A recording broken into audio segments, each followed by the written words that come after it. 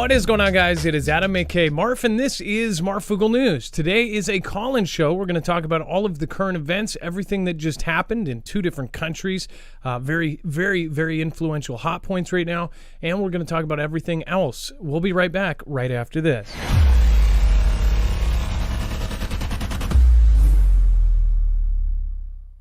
Nothing in this show should be considered legal, medical, or financial advice. The views of the callers can differ considerably and do not necessarily reflect my opinion, Dex's opinion, or anyone else who works with the show. You should always do your own research and consult with professionals. The internet is full of fake news, so please take everything with a grain of salt.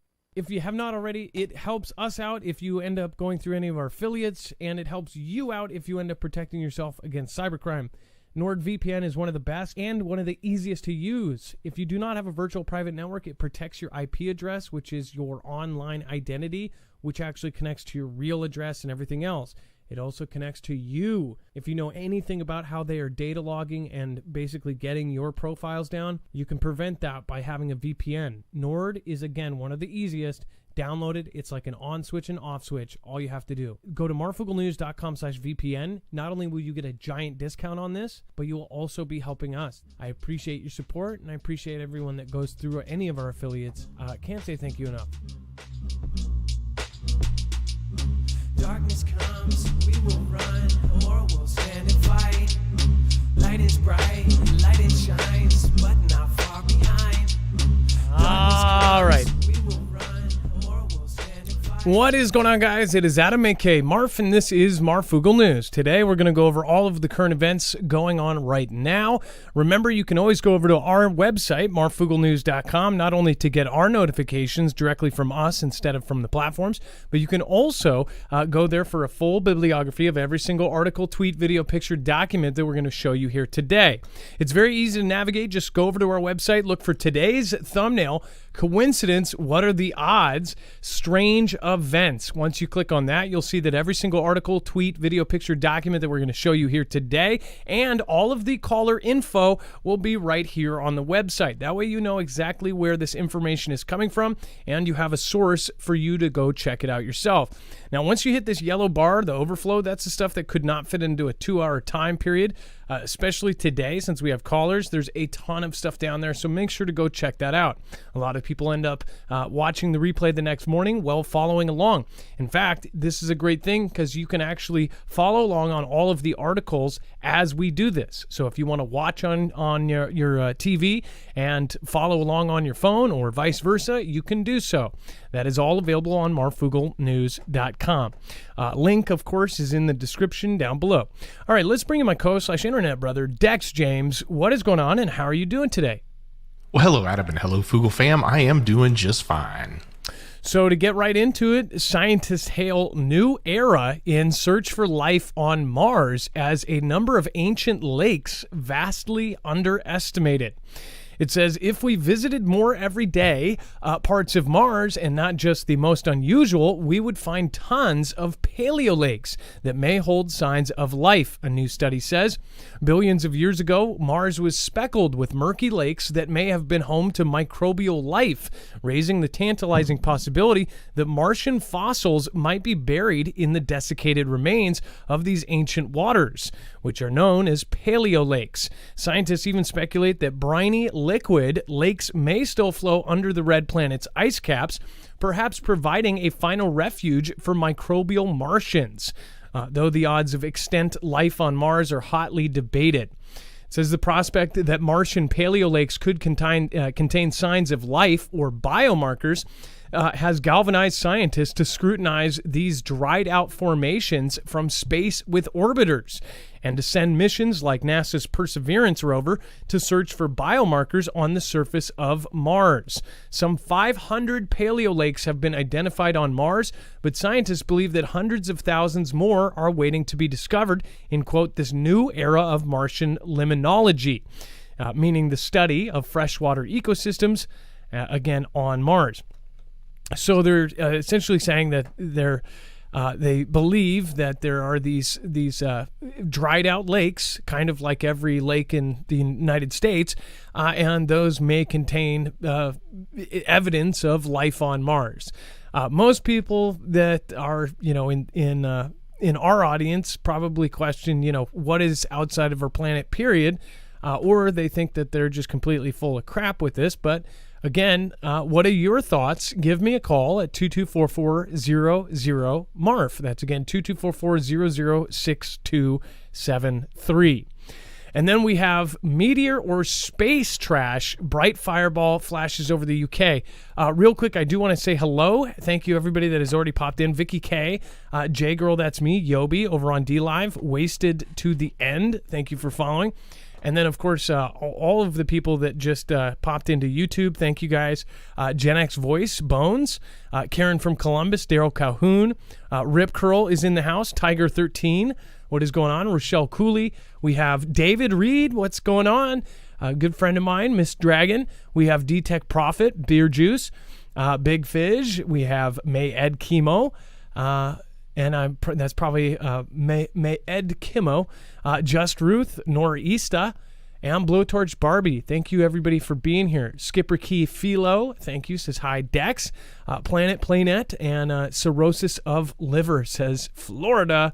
Hey, welcome again, Florida. Welcome everybody from Ohio. Welcome everybody from New York. Everywhere you are from, shout out. All right. Meteor space trash, bright fireball flashes over the UK. So many have seen this video on Twitter by now. It says a fireball streaked across the skies of the United Kingdom on Wednesday night, earning more than 100 possible media reports to the UK Meteor Network.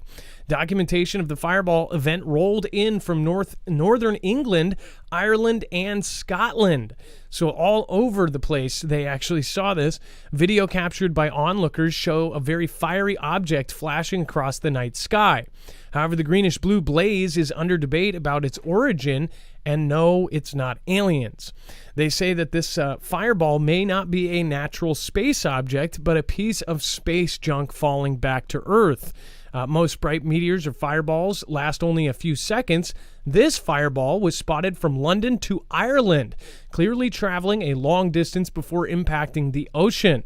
The object was recorded flying across the sky above the UK for about 20 seconds. So, and by the way, I've seen one of these giant objects, and specifically it was on Easter morning, and I think it was like 2005, 2006, something like that. It was way before the internet. Or not before the internet, I'm sorry, way before, every single person had a phone and got video of it. So they didn't, they had lots of reports of it, but they didn't have great video of it. But if you could have seen this thing, it was so bad. I've told you, my sister, at the time we were visiting my mom, my sister ran out and started screaming at 3 in the morning or 4 in the morning to everybody in the apartment complex to wake up. Said it's the end of the world. I mean, like that's the impression she got. I was thinking it in my head because it was this bright, fiery object, and it was turning all sorts of different colors. Parts of it were falling off. It looked like nothing I had ever seen, and it looked huge. It looked like it was right there. And it went over, and it just kept going, and it looked like it was going to hit right over the horizon. But what ended up happening is multiple states saw it, and it just kept going. It looked like it was so low, but yet when it went over the horizon, apparently it just kept going and kept going and kept going. They said that was actually space trash. I wonder about all of these sightings of things that go over, if they are space trash, and where do they land? Do they land at all? Do they burn up in the atmosphere before they hit? What if you found like just a piece that said like USA on it or something of a satellite in your backyard? Pretty crazy. Some are debating if it was something else, like a UFO getting shot down, or a spacecraft, or a government vehicle that was crash landing. What do you think it is? And again, the video is linked over on the website. You can see we're having so many more of these instances. As I've told you before, the meteor and asteroid sightings have quadrupled, and they just keep going up exponentially over the last 4 years. The actual sightings of people seeing them have, of course, risen year after year. So what is happening? I will tell you a common theory among a lot of people here is that we are traveling through some sort of debris field. This has been talked about on the internet and, of course, in the back corners of the internet for a long time, saying that essentially we Earth is traveling through some sort of asteroid debris field.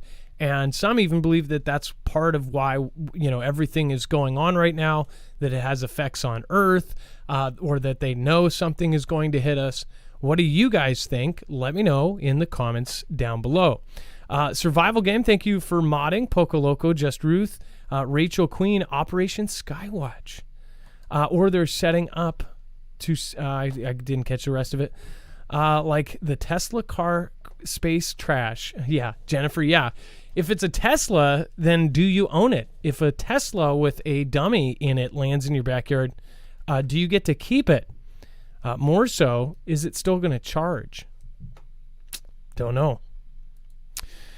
And then major grocery store unveils new fast scan technology that scans the entire basket in one go, the way it impacts how you pay. A supermarket is testing a futuristic way for shoppers to check out of the shopping trip with a new fast scan technology that will reportedly have save customers an unbelievable amount of time. It says an HAEB shopper, Christoken Johnson, shared a photo of the store's speedy alternative checkout pilot at HEB Plus in Schertz, Texas. Surprising this is actually the top of the line futuristic technology, and they're testing it on Texas. It says all you have to do is run your basket through the machine, and it's going to scan everything inside the basket and pay the amount on the receipt, he explained online. The fast scan technology is currently in a pilot phase solely with the store's partners or employees, essentially for the associates and people that work there. It says the San Antonio-based TikToker named Katrina on TikTok also went online with a video of the new HEB checkout system. It says, HEB coming in hot, the screen text on her video said as she showed the pilot fast scan and weigh setup inside the store. Starting tomorrow, it says, before y'all ask, this is Schertz HEB and the only one testing this process in North America, she added. It says many HEB fans shared their own excitement for the checkout systems in the comments, saying, y'all just don't get it. HEB is an experience that all you Northerners will never get to experience unless you come to Texas and visit. Not just Northerners, though, everyone else, Katrina replied. So what they're saying is they're introducing the system where you basically grab whatever you have in your cart, and this system would scan some sort of device in each and every item. Doesn't matter if it's a package of gum or it's a drink. That would scan that item, and it would essentially ring it up instantly and then just charge your card. Or the total, or you'll pay with your card or whatever it is, it will just all be there. Instead of each item being scanned, it would just do it all at once. So it would most guaranteed use a different kind of technology. I'm wondering if it's like Bluetooth or whatever. But this is where the price of this technology has gone. It's gone so far down that this is actually a possibility. Before, if you were thinking about every single item in a grocery store, the tens and tens of thousands of items from boxes of rice to fruit and vegetables, each one would have some sort of little chip on it. Think about that. Think about also for the ability to track what people buy. And again, they already track you with your, loyalty numbers and things like that. But this would be even further. It would be able to connect your credit card or even your cash to different purchases and to your facial recognition if they have your face recognized in their system. And again, I don't know if HEB, I'm assuming if they're testing this out, they have some sort of surveillance system as well. But we're talking about the future.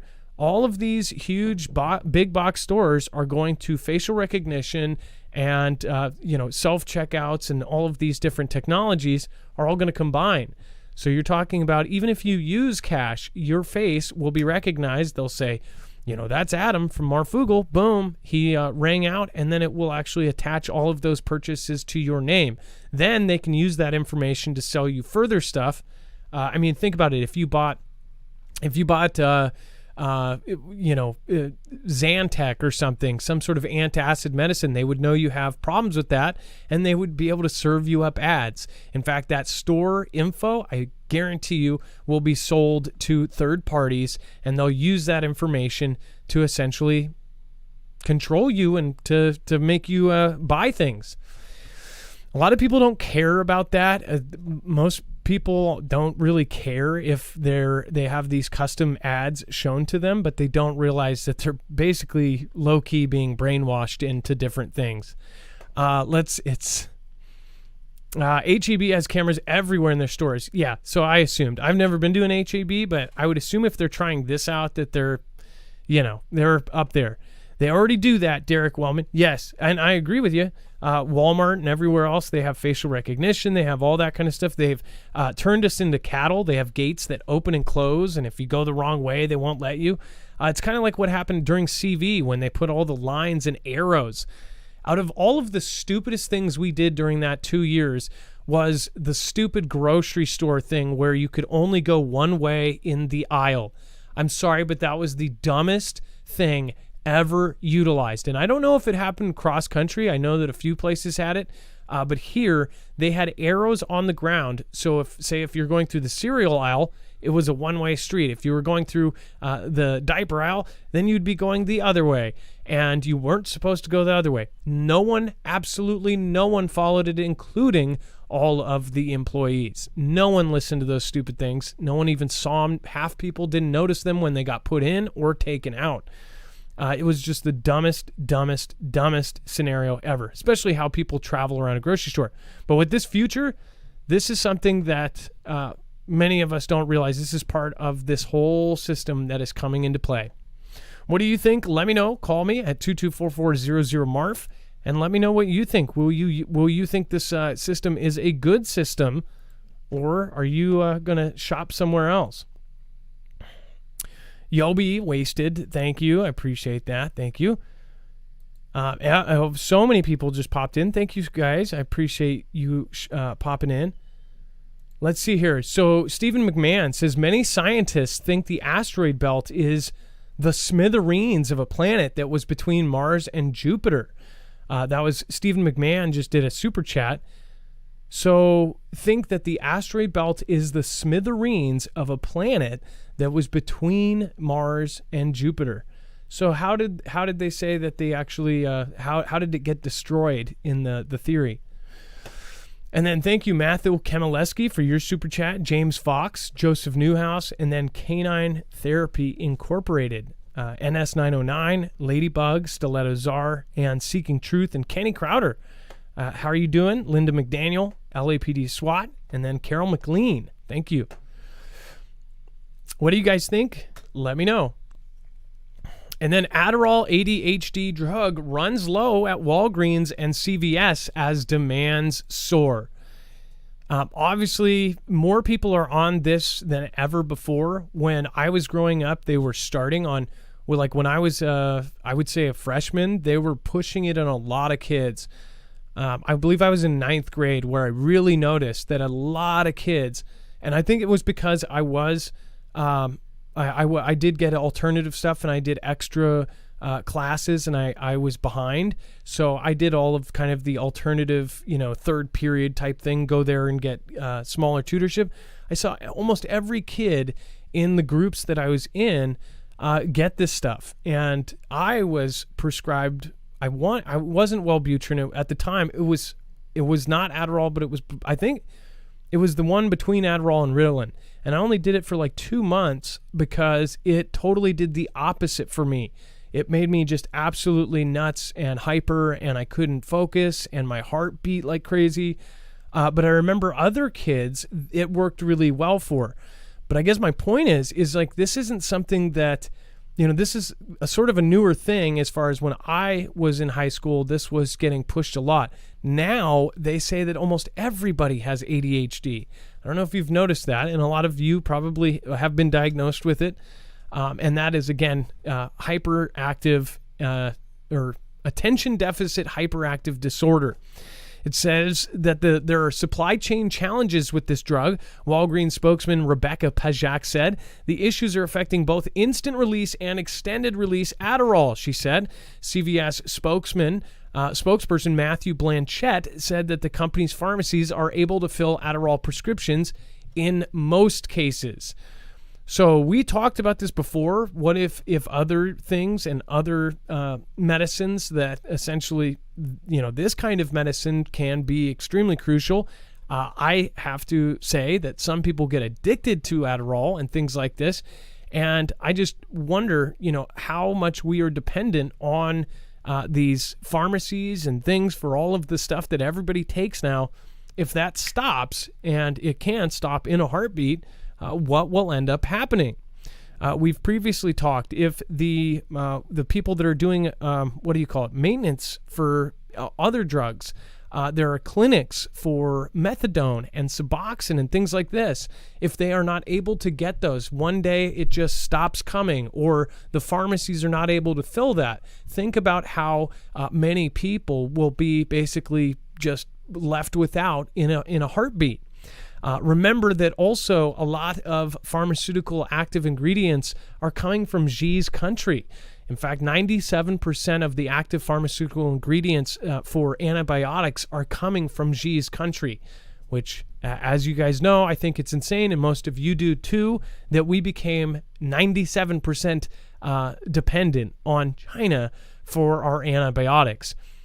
I think that's absolutely insane, and something needs to change right away. But with the supply chain issues, now we're seeing that people cannot get Adderall, and Adderall's like a speed. It's got the what do you call it? Some sort of meth name in it. And I know there's plenty of you that are on Adderall, and some take it and it actually works wonders for, and it is a miracle for them. For others that abuse it and it does not work for them, but they, use it in horrible cases, I can only imagine what they will turn to do to get the same stuff that they normally have their prescriptions for. So hopefully it doesn't get worse. It says that several drug manufacturers have had the brand or generic pills on back orders for over the past month. The problem started with a labor shortage at Teva Pharmaceutical Industries Limited, the top seller of Adderall in the U.S., which led to limited supply of brand name and generic instant release Adderall. Soon after, Teva and 3 other companies, Amneal Pharmaceuticals, Rhode Pharmaceuticals LP, a subsidiary of Purdue Pharma LP, and Novartis AG Sandoz unit, had generic extended release Adderall on back order. So essentially everywhere is now on back order. It says the disruptions are occurring at a time of a record high demand driven by increasing ADHD diagnoses. It makes you wonder, why does everyone have ADHD now? Are they, everybody says that, oh, well, they didn't know how to recognize it before and now they do. Or, people say, oh, well, everybody had it back then. They just they weren't able to recognize that that's what it was. They just thought, oh, that person's kind of a dingbat, or that person's spacey, or this or that. Or is something happening? Like, has our culture changed? Has something happened? I don't know, but I don't think that phones and having instant gratification with almost everything helps with someone's attention span. Well, I've been saying this. At least 4 people just ran outside to look at a squirrel. Just saying.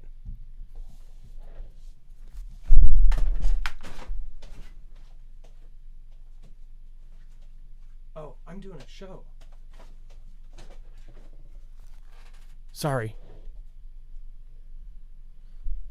Moving on, give me a call, 2244-00-MARV. Squirrel!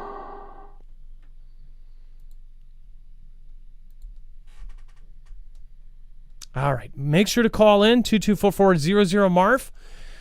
Cheryl Aiken, what's going on? B. Blake, Stone Enchantress, I'll just give up.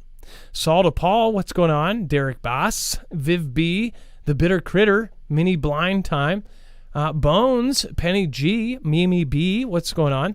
Randall Edge says, I need to send you a video immediately. Where do I send it to for you to view immediately? I tried sending it on Messenger. Randall Edge, if you have something you want us to see right this instant, go over to marfoogle.com/play-my-video. And then Dex, I'll open the screener here. Let's see what we have going. As far as if you want to call in, 2244-00-MARV. If you have a good video, send it to us, because you may be able to get in and actually show it. And we might be able to show it today, but it depends on the format and if we're able to load it up. John, aka me, speaking is a first-time caller and employees at Walmart, and talk about Mr. Oh, and then gates at the door. So we're going to talk about that with John, aka me, speaking 75. So while Dex gets them on, I do want to remind everybody, if you haven't already, make sure to go over and check out EMP Shield. Again, EMP is a device that can essentially protect you against every single kind of phase of an EMP or an electromagnetic pulse. It can also protect you against lightning and from the solar version of an EMP, a CME. A coronal mass ejection is going to happen. It's a matter of time. It's not a matter of if it will happen. And it really comes down to if our countries are going to have the kind of technology and the kind of protection so we don't have disruption. But currently, as it sits, if someone did do a horrible EMP, or if we had a really, really bad CME, one of the worst, that we would have upwards of 90% of people perish in just the United States alone. That's if we got attacked or if we had a CME. I'm sure that if we had a CME, there would be many other places in the world that would be affected, so that number would be multiplied exponentially. We're talking about a worst case scenario there, but again, that is something that we can stop if everyone actually starts working on it. Our country actually did a notice and an executive order in 2018 under T-Man, under our past president, to harden the grid immediately. And that was, again, from advice from many people, including Peter Pry, who is now passed, basically telling the real truth that this is one of the biggest threats out there. Again, for our country to be hit by an EMP strike, if it worked, it would knock out basically our entire grid, and it could take anywhere from 6 months to 18 months to 24 months to get back up and running. In that case, we would not have potable, drinkable water. That's where you get that 90% death rate, is the infrastructure would absolutely fall apart. So that is worst case scenario, but there are other scenarios where this is actually handy for almost everything. If you don't want to put a Faraday cage around your entire home, you can actually just wire in an EMP shield. If you want to keep your car running when nobody else's does, then make sure to go wire one of these in. EMP Shield is actually used by agencies like DOD, DHS, and now on the DEMSO team. So again, this is an amazing product, and it will help save you. You get a huge discount of $50 off per device when you go through us, and you're helping our channel at the same time. While protecting yourself, you're supporting independent media, and you are keeping yourself safe. So go to marfooglenews.com/EMP. Again, make sure to use that link if you would like the discount. That also protects against a Carrington level event, so make sure to go check it out.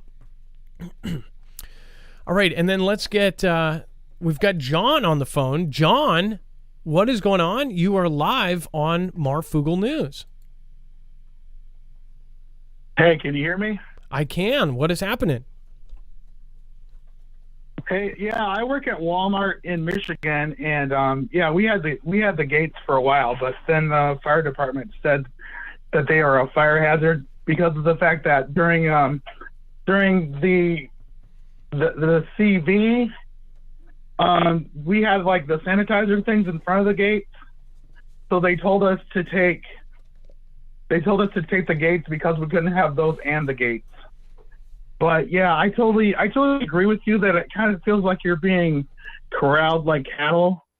But there actually was, they told us the reason for the gates is because if you've ever been to a Walmart, like your way to go out the door is really like the grocery and then the general merchandise.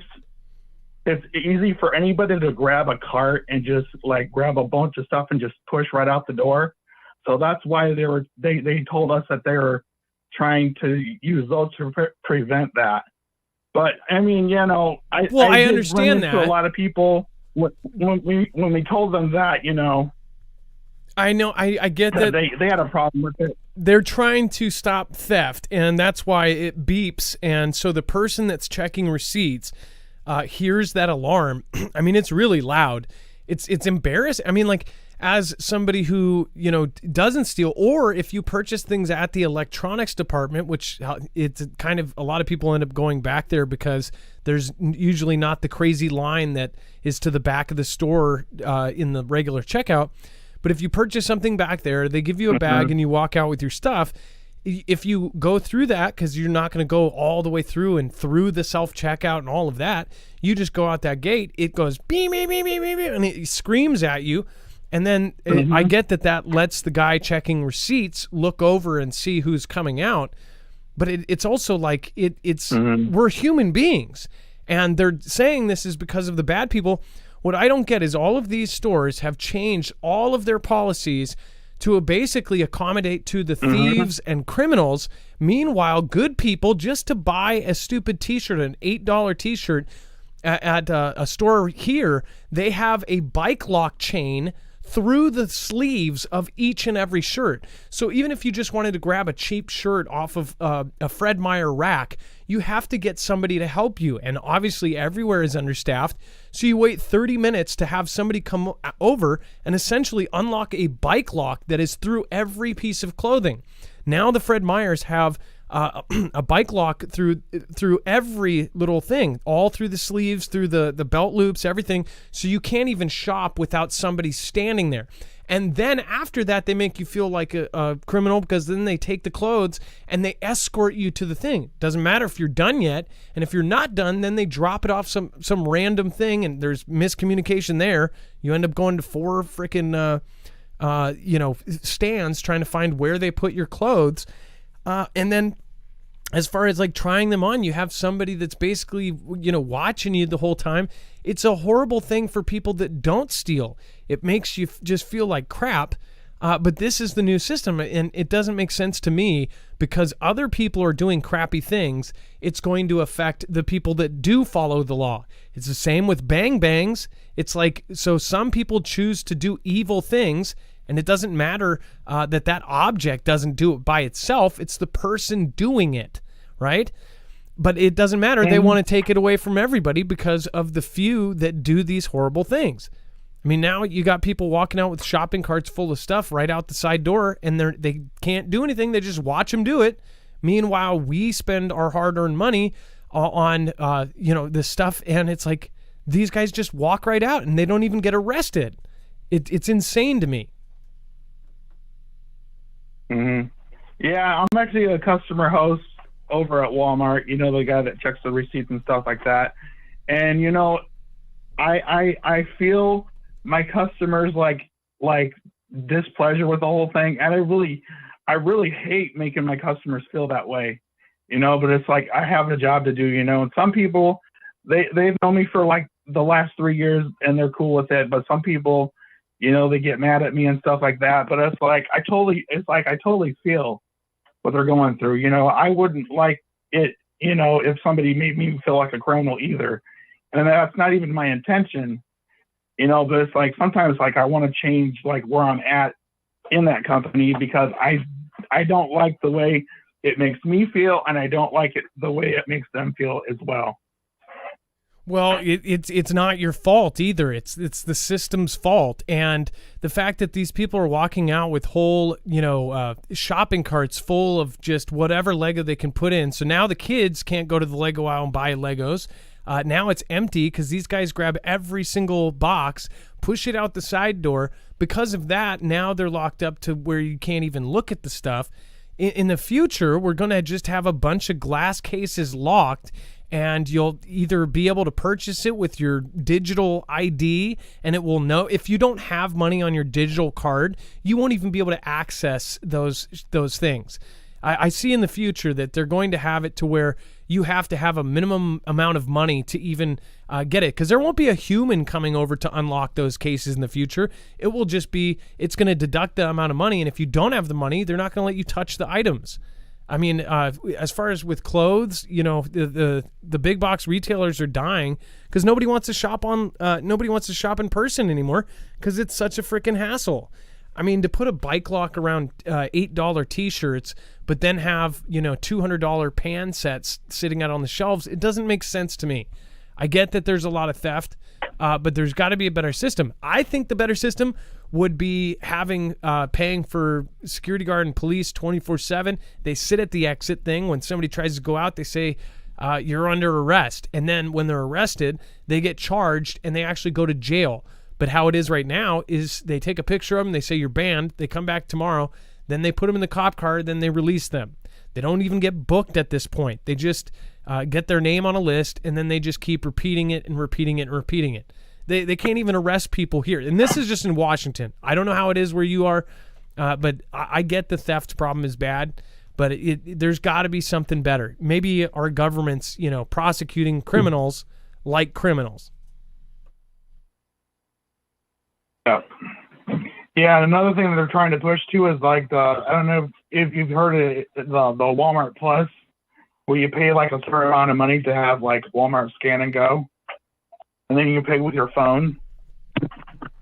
Well, I did notice that Walmart Pay is its own system and it's separate. They don't do tap to pay. Walmart has such a big presence that they basically have their own thing. They even own all of the ATMs. They don't have a third party for that anymore. Now it's Walmart. So if you ever have any problems, you have to call Walmart.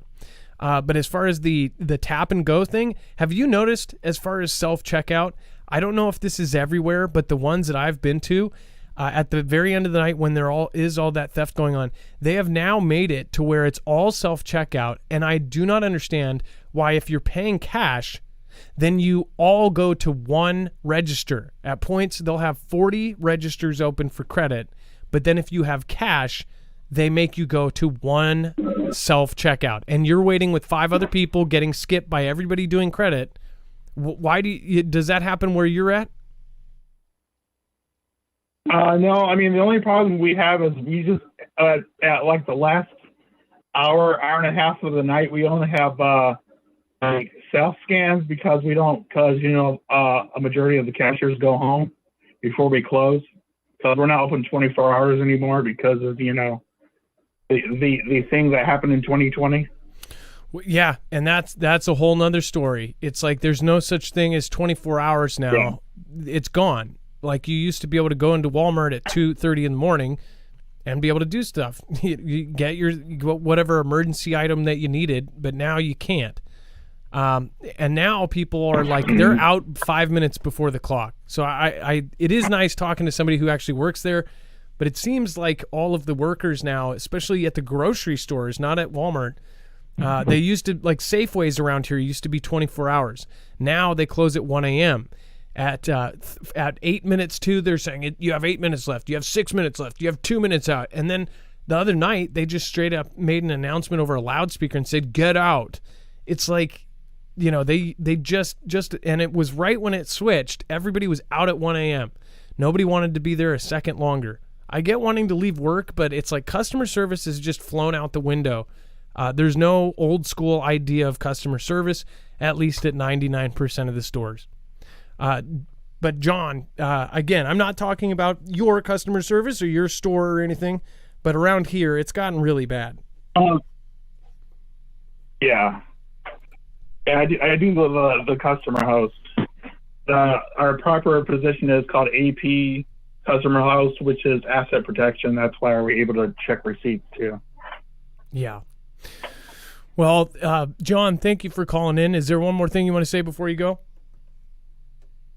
Oh yeah, I really want to thank you guys for your show because I wasn't even a prepper till I started watching your show, started watching Canadian Prepper, Riverside Homestead, all those guys. I'm just I feel so awesome being a part of the prepper community now.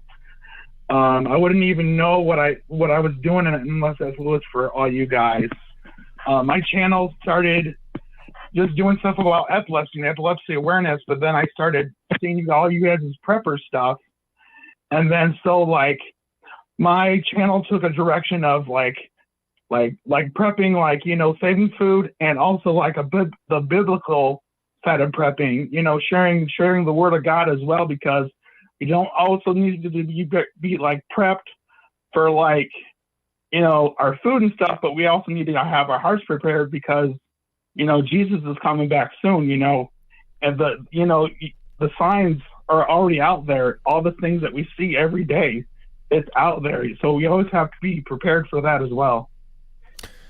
Well, I agree, and it's an awesome community. 99% of the people are just absolutely, on the same page, and everybody is really nice. I think that from outside the niche, like outside of the prepper world, I get that people, look at us like we're nuts, but I think it's a responsible thing to do. It's an insurance thing to do. It's just like people have insurance on almost everything else. Why do they only have 3 days worth of food in their cupboard? That doesn't make any sense. So, well, thank you for calling in, John. I appreciate you.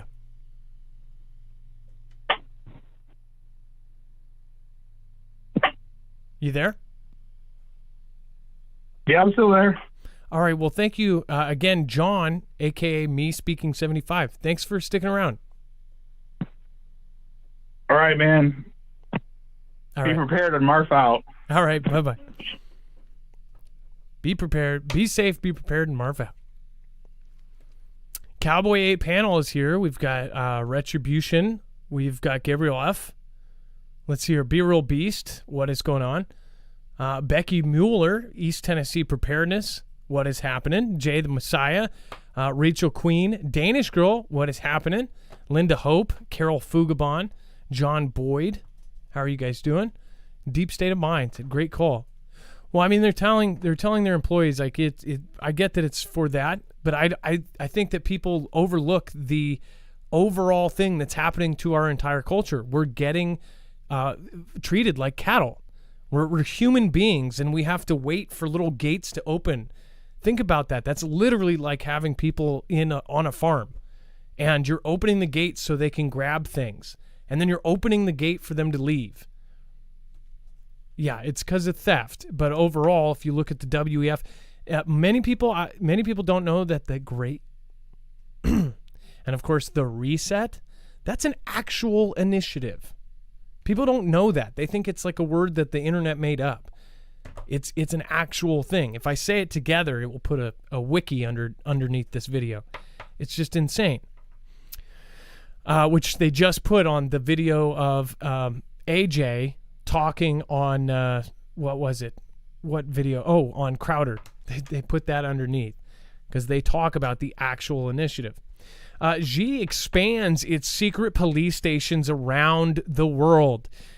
Xi and his country have opened up its latest secret, overseas police service centers in Chinese restaurants and shops throughout the United Kingdom.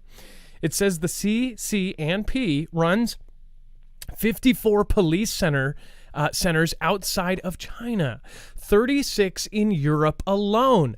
One of the two in London claims to be a real estate company, while one in Glasgow operates in a Chinese restaurant.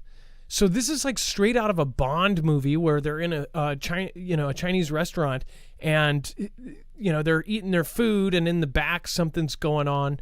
And all of a sudden the wall falls down or something, and there's some big operation and a bunch of agents there, right? That's happening. We're living in a movie right now. Look at some of the main stories from tonight. Look what happened with the two Vlads. Both of their motorcades got hit. We're in a movie. People getting thrown off of roofs. People being taken out from 3 miles away with a sniper and all sorts of crazy stuff. It says the expansion of the overseas police stations comes as human rights activists warn that Xi and his country is harassing political dissidents on foreign soil. So this goes back to something I've talked about with Serpent ZA and others. Just take Serpent ZA for example. He is a YouTuber that covers a lot of stuff that goes on in Xi's country. He lived there for years. Him and I can't remember the other YouTuber's name, but they would travel all around the country. They were security there. They taught English. They did all sorts of things there that basically foreigners are only allowed to do. And basically they talked down about this country. And when you talk down about this country, especially if you've lived there, they track you outside the country. We have evidence of this. So this is no surprise to me, but this is terrifying. So basically, if somebody who is at all, watched by when they live there, if they move, say they move to the UK or they move to the United States, there's some sort of, there's some sort of restaurant with police in the restaurant that are basically dispatched to follow people or to do these kind of crazy stuff. It says, well, the stations say they help with Xi travelers with paperwork. Researchers have found that they are actually hunting down and blackmailing Xi citizens to force them to return home. This is what is being said. I'm not going to say this is a fact. I take everything with a grain of salt. But it says, according to the human rights organization Safeguard Defender, the center's activity is all taking place under the radar. And then think about what they do with these fishing ships. From satellite, they look like these huge fishing ships, even to go as far as having the net bars on them. There's like a shadow navy of over 12,000 ships, and each one of these is equipped with like 50 cows. And so, but here's the thing. They don't need to be tracked. They don't have to have any kind of thing. And it's literally under the radar because they don't have to have their transponders on because they're fishing boats, or they pose as fishing boats, so they get this loophole, right?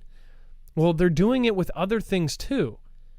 I mean, this is pretty freaky, to say the least. Imagine you're going to eat at a restaurant. In the background, there's all sorts of stuff going on. The windows where they put the dishes through. It's like, imagine seeing a bunch of police back there and they're just hanging out. I'm sure they're probably not in, clothes, but it makes you wonder. Won't this make you think next time you're in any kind of establishment that, may or may not be owned by that country or run by that country? It says these centers also, they claim that the centers also extort people into returning to Xi's country by threatening to cut electricity to the homes of families and restricting access to public schools for relatives. That's a claim. It says officers at a center in Madrid tracked down a man and forced him to take part in a video call with public security agents and a prosecutor in Xi's country. It says by blackmailing Chinese citizens instead of following formal extradition proceedings, Beijing lessens Western governments' scrutiny of its human rights record. I don't know if any of this is true, but even 10% of this is true. This is absolutely nuts. It says Britain's Home Office told The Telegraph that any requests of repatriation of suspected foreign criminals must be made in accordance with the UK and international law. So there's also another reason this could be. This could be partly Ganda. I have seen that there is now recently this big push to get, people in almost every country to not like the people of Vlad's country and to not like the people of Xi's country. I personally think Xi and his country have more physically and financially to do with what is happening on our planet right now. And that is pretty kind of obvious to me, looking at how much business they're doing and trade they are doing. And how they run their country is terrifying to most of us. I mean, especially if you're in the United States, if you think about what if in 5 years, all of a sudden our country is run exactly like theirs, or we're tracked everywhere we go. If you get a government survey, you know that it's going to be, tracked to your exact name and your social. I mean, it's crazy. What do you guys think? Denzel? Why would anybody want a transponder of anything they're driving around or flying around on a waterway? Whose business to know where you're going, even though everybody's got GPS on? Oh, no, I agree with you, but these are, if they're military, then the other militaries, if you're at peace with those other militaries, they have certain things. As far as having a transponder on for in the air and on the ground, it helps ships not crash into each other. It helps with that kind of stuff. But yeah, I mean, there's a reason why the huge ships have those transponders is because, partly so they can navigate and not hit other ships, and because it does happen. Let's see here. Peaceful Warrior Debbie says privacy is sadly a thing from the past. Yes, it is.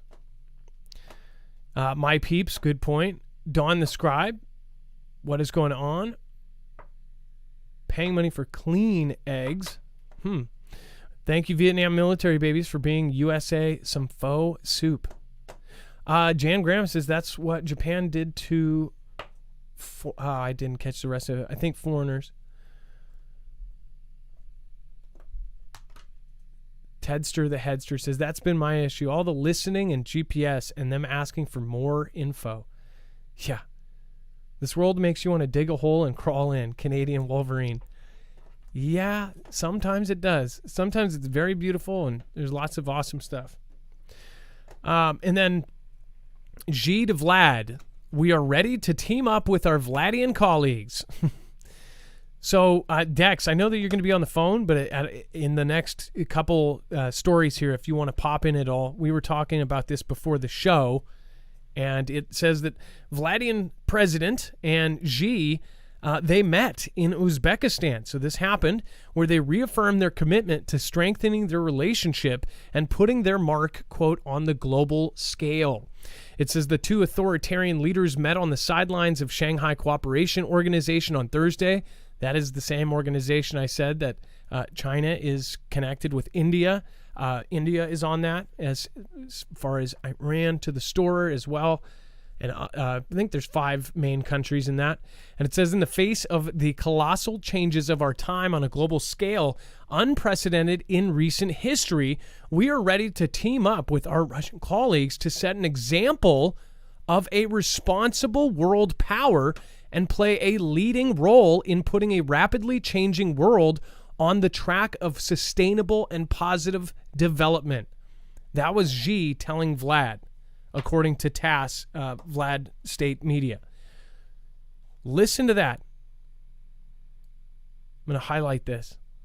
In the face of colossal changes to our time on a global scale, unprecedented in recent history, we are ready to team up with our Vlad colleagues to set up an example of a responsible world power and to play a leading role in putting a rapidly changing world on the track of sustainable and positive development.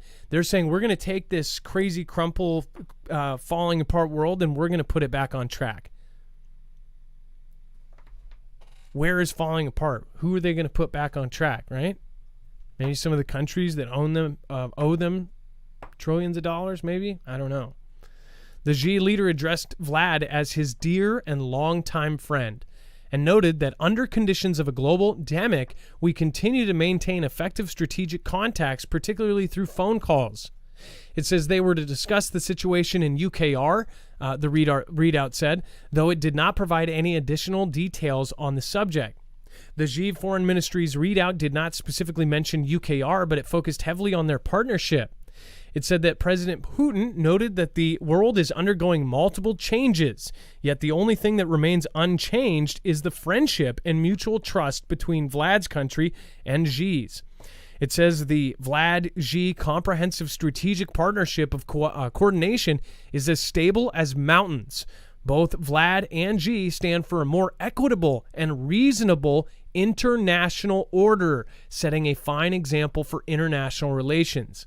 What does that sound like to you?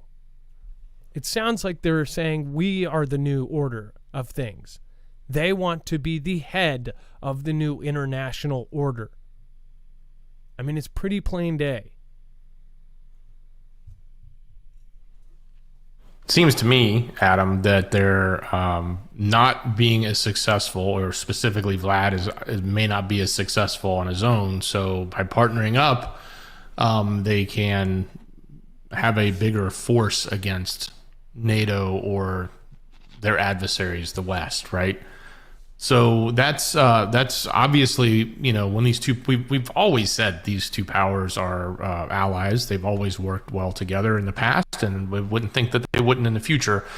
But to make these big statements like this and to bring about this type of rhetoric from that, it's kind of there's a lot about the timing, right? And where Vlad is sort of in the picture of the world, having to take a few steps back and not being able to accomplish what he set out to do. At least that's what they're reporting.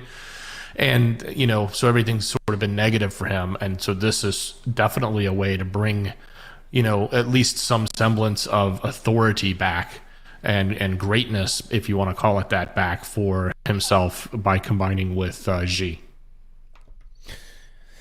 Well, as far as this, no limits partnership, this is how they, and who knows, we might see Xi step in militarily to help him, but it's just really weird that they've, pulled out all these people. They look like they're retreating and failing. I don't exactly buy it yet. We'll see. Here's one of the narratives saying, cowardly Vladians try to drown civilians by flooding Zelensky's hometown with despicable revenge strikes on dam. So, by the way, just by the title, and this is what we're seeing, everything is, I guess people don't remember non-biased news. And so if you say this is biased, you're like, well, are you supporting this person?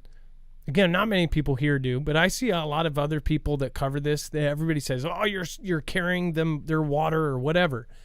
I just think it should be not a biased thing. But look at the actual title. When they use with despicable revenge strikes on dam, they're telling you what to think before you're even into the article. If that is true, that is despicable. But it said Vlad forces have allegedly struck a dam in one of the UKR's biggest cities, forcing residents to leave their flooded home. I guess it's the fact that none of us here, or most of the people here at least, we don't know. We know that things happen. And it says it's this party, but it's not that party. And it's secretly some other party making it look like something, right?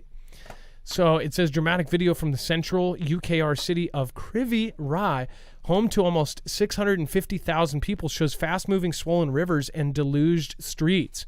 UKR's military says that Vlad's forces launched 8 deadly KH-101 cruise missiles at the city overnight, which is the birthplace of President Vladimir Zelensky.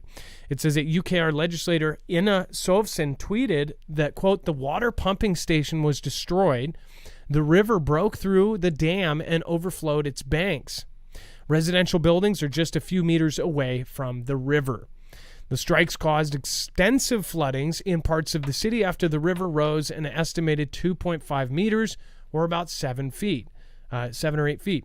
It says the UKR president's deputy head, Kirill Timoshenko, wrote on a messaging app Telegram, today Kryvyi Rih has been struck, according to the preliminary data, with 8 Vladian cruise missiles. It is a T attack on our people. On a specific city, the missiles targeted the structures which are critically important to people, he went on. It says that they branded Vlad's country a terrorist state. So I guess the problem is with any information coming out of anywhere right now is we know throughout history there have been huge events which 20 years, 30 years, 40 years later, it's declassified and it ends up being something completely different than what we thought. And I guess so much has been found out about previous things that nobody believes current media. So again, crazy stuff. East Tennessee Preparedness says, I can't catch all the live streams, but always watch the replay. God bless Adam and mods. Well, thank you, East Tennessee. And go ahead, Dex. Well, I was going to ask, you just read it, and I want to make sure I understood it correctly. It sounds to me like some power equipment was damaged, which caused pumping stations not to work, which caused a river to overflow on a dam, which is much different than destroying the actual dam itself, right? Wait, so say that one more time. What I thought I heard you say when you were going through this article was that the power station that was responsible for pumping water was what was part of the damage, and that because of that, the river overflowed the dam. It didn't sound like it said that they actually hit the dam directly. Is that what you took out of this? Because because it's funny. It's not funny, but it's like all of the messaging that was coming out late last night and into today was that they targeted and blew up this dam, and yes, technically the dam's are overflowing and sure people are getting flooded out. That's a fact, or that's happening, but there's a big difference in the power goes out because there was a strike in the town, and then because the power's out, the pumps don't work, and then it causes the dam to flood versus, blowing a big hole in the side of a dam and causing it to flood, right? Well, and it's the discrepancy of what was actually said and then what people are tweeting. The Ina Sovsen isn't giving out that information. She's repeating it, and she says the water pumping station was destroyed. So that gives people that's telling people these strikes happened, this got destroyed. That's saying that it hit the pump. There's no confirmation that the missiles actually hit the dam, but they most likely hit the power, which in itself, I guess people are going to debate whether that matters if they knew that power station was going to stop the pumping station and then screw that city. I mean, it's a conflict. But the way that they're able to make it more despicable is they say they purposely did this to all the civilians. Knocking out power is pretty common if you're in a conflict. But again, what do you guys think? I'd love to hear your opinions on this. You can see right there, it says UKR legislator Ina Svensson tweeted, the water pumping station was destroyed. The river broke through the dam and overflowed its banks. It says residential buildings are just a few meters away. So basically it's saying through the power getting knocked out, then it overflowed, and those are close to residents. Then it makes it sound like they attacked residents. At least I think that's the purpose of it, right? Yeah, and they added there were no casualties. Thank God. Wow. Okay, check this out. Dex, Justin True just super chatted. Vlad spies arrested in Hawaii. Aloha. I think we have, is that in web only? Or is this new? Is this the new one or the old one? Dex, can you check? I'm looking. Okay. And then Vlad says longer range U.S. missiles for Kiev would cross the red line. We'll get to that right after our next call. Again, thank you, East Tennessee Preparedness. And then we'll bring on, it looks like, we have Candace, another first-time caller. While Candace is loading up, I do want to remind everybody, if you haven't already, make sure to go over and check out marfooglenews.com/prep. If you don't have long-term survival food, this is a great option because it's essentially freeze-dried food in MREs, sealed and packaged so that you can bring it with you, you can store it. The great part is the shelf life is 25 plus years. This is a great solution for anybody that isn't really prepped. If you're one of the many, the majority that have 3 days of food and water in your house, this is highly recommended. This doesn't have to be for an SHTF situation. This can be, again, for an earthquake, for a storm, for a hurricane, for a tornado, whatever it may be that hits your way, you'll have extra food and water. This is also packaged as far as their foods. If you get the month or the 3 month supply, they're packaged into airtight sealed buckets, and that way you can do whatever you want. There's actually ways to bury it. A lot of people have been asking questions like, should we bury our food? Survival Living actually did a really great video on that, how far to bury it so it stays a constant temperature, what to bury it in as far as the packaging to help it not sweat or to have any problems. So that's a great video. Make sure to go check out Survival Living's video on that. But this is a great deal because right now you are still getting that $250 off on the 3 month supply.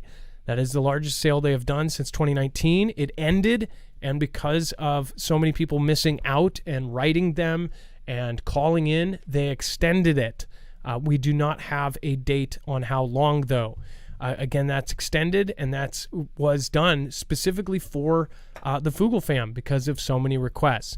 A lot of people were waiting or they didn't have the ability to do it yet. So if you do, I would do it while you can. Again, that $250 off is a huge deal when you're talking about a 3 month supply of food.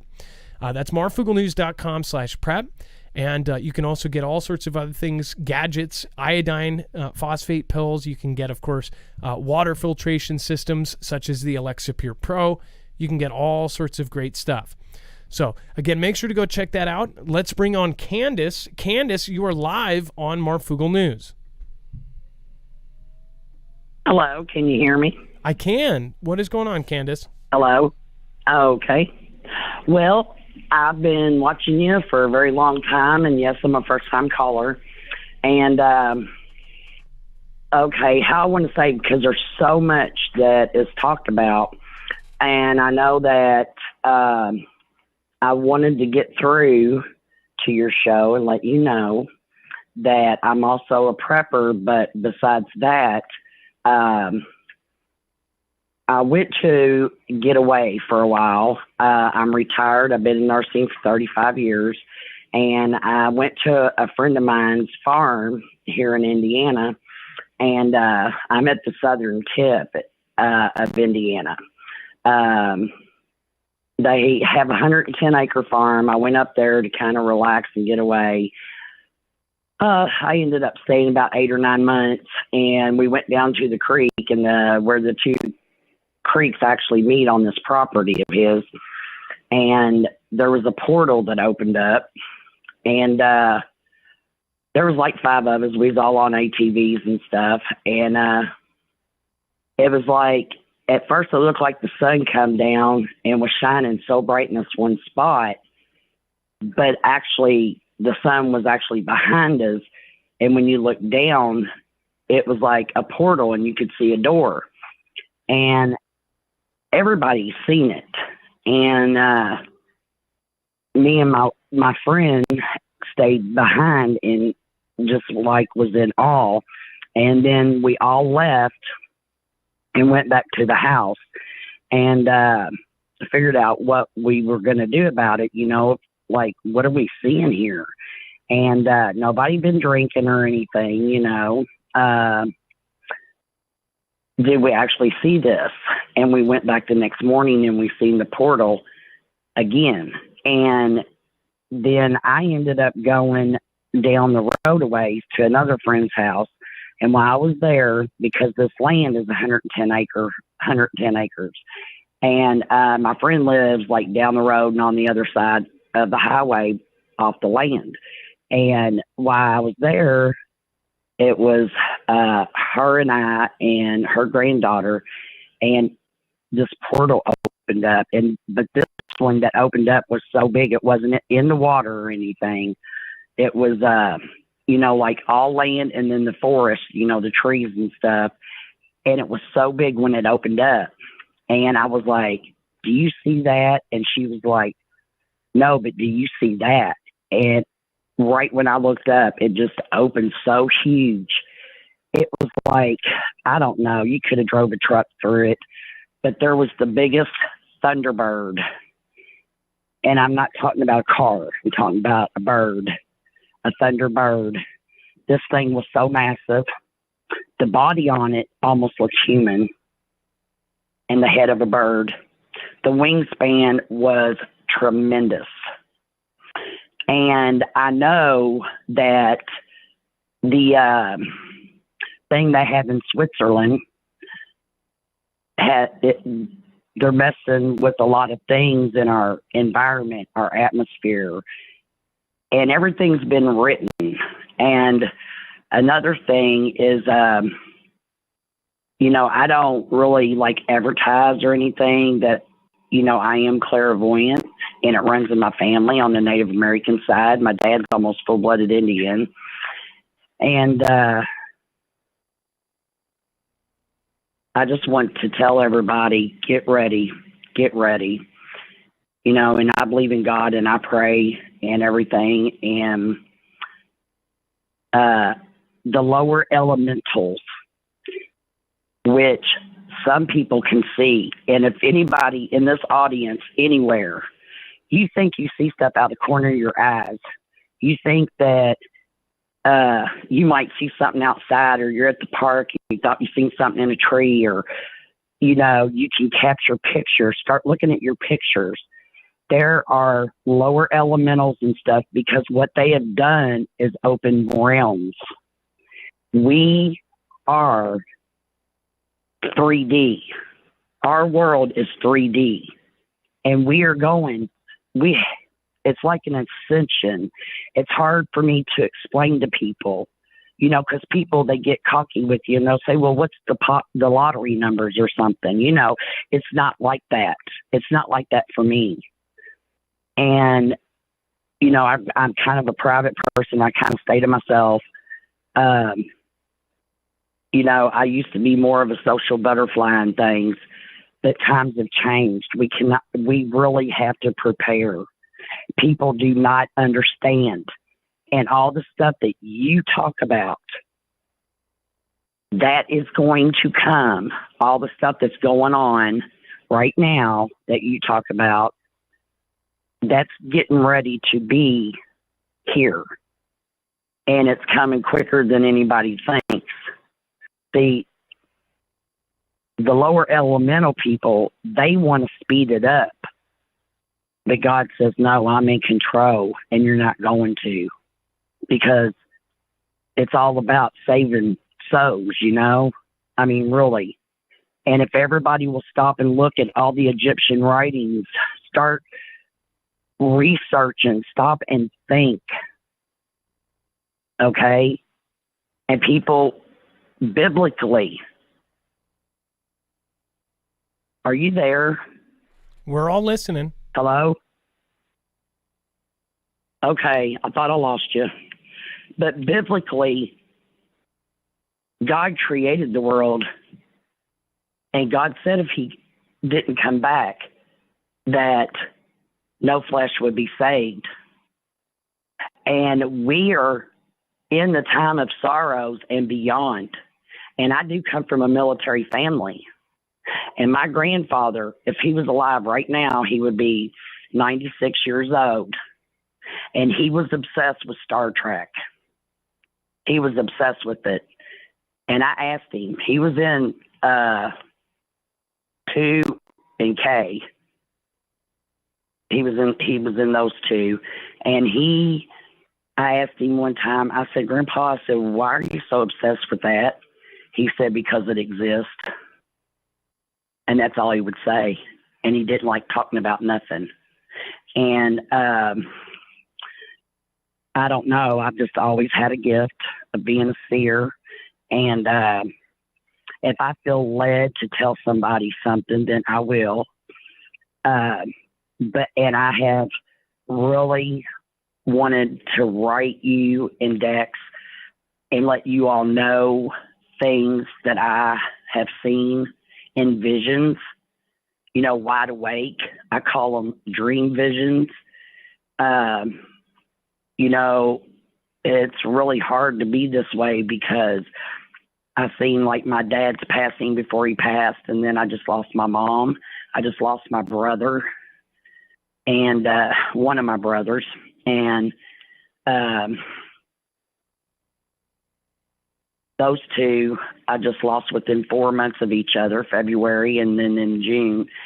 And I think,